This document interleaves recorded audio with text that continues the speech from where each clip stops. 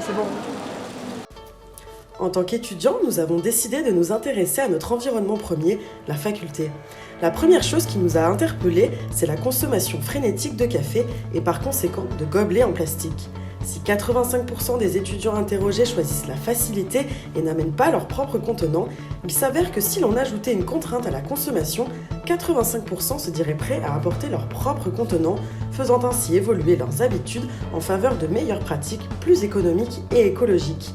Le but de notre nudge est de contribuer à la réduction de l'utilisation du plastique à usage unique. Comment ? Bien grâce à un système complexifiant l'action de boire son café en contraignant l'usage du gobelet en plastique et en favorisant l'utilisation de mugs ou de contenants réutilisables.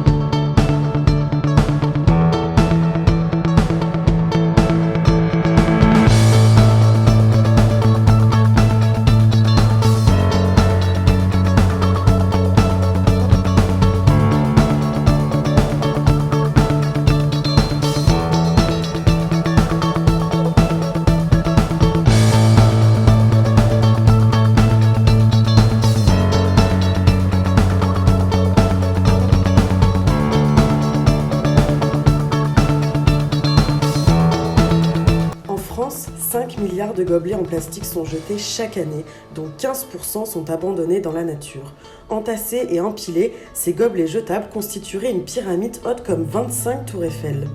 En préalable de notre réflexion, nous avons cherché à comprendre les comportements de nos étudiants à travers un questionnaire quantitatif auto-administré. Il s'avère que sur un échantillon de 90 étudiants répondants, plus de 65% des étudiants consomment du café au distributeur tous les jours et ce, à plusieurs reprises, ce qui multiplie donc par 2, par 3 et parfois même par 5 la consommation de plastique à usage unique. Notre système se décline en 2 temps. D'abord, une infographie incitative et préventive, puis une contrainte de temps et d'effort pour les personnes ne disposant pas de leur propre contenant. La machine proposant des gobelets en plastique se trouve au dernier étage. Notre nudge se base en fait sur le principe du par défaut, issu des théories d'économie comportementale.